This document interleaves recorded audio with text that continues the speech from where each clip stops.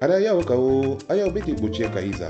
que vous allez tous bien et nous continuons avec notre apprentissage de la langue BT. Nous voyons aujourd'hui de la conjugaison. On va voir le futur en BT. La règle, le futur se forme en ajoutant yi avant le verbe. So the future is yi plus verb. On va voir des exemples. Le verbe aller, to go. Je vais, I go. Aimer. J'irai, I will go, se dira. Aimer, aimer. Donc je vais se dit aimer. J'irai, aimer. On a juste ajouté le yi avant le verbe. Attention, c'est le yi du futur. Ce n'est pas pour dire je viens. Donc aimer. Le verbe venir, to come. Je viens, I come. Ei. Je viendrai, I will come. Ei. Ei. Il y a deux yi. Il y a yi du futur et le yi du verbe venir. Ei. Ei. Je viendrai. Ei. Il y a bien deux yi. D'accord?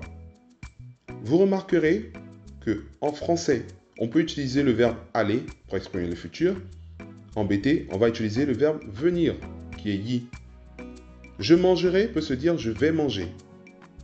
Par contre, en BT, on va dire eidi. On va pas dire emedi. Non, eidi. C'est le yi qui est l'auxiliaire du futur. Eidi.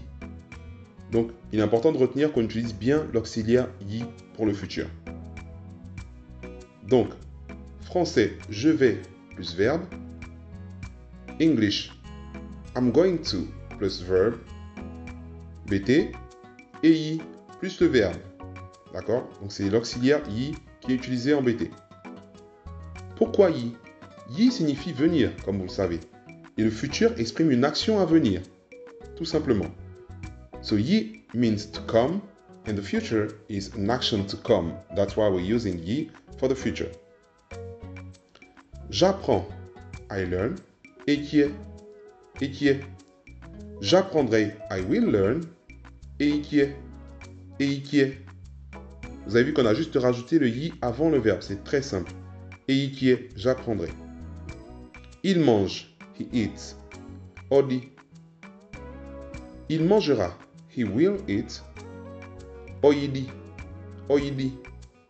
Oyidi, il mangera. Oyidi, oyidi. Attention, en BT, le complément se met avant le verbe. Il mangera plus tard, par exemple. Plus tard, c'est le complément de circonstance. In English, he will eat later. Later comes after the verb in English here. En BT, on va dire oyiwatodi. Oyiwatodi. Donc le wato vient avant le verbe. C'est très important. Vous avez vu la position du complément. Oyiwatodi. Il mangera plus tard. Autre exemple, nous allons apprendre le BT. Le complément ici, c'est le BT. Donc la langue BT. In English, we will learn BT. We will learn BT. BT vient encore après le verbe. En BT, on va dire aïe BT bokie. Aïe BT bokie. Vous avez vu que BT bo vient avant le verbe. Aïe BT bokie. Aïe BT bokie.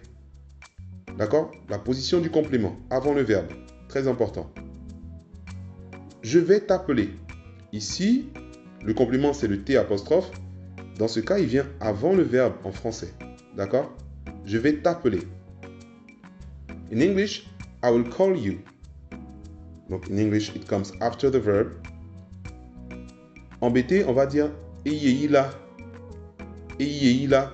En BT, le complément vient toujours avant le verbe. Même si en français, il vient après ou avant, en BT, c'est toujours avant. Eyeila.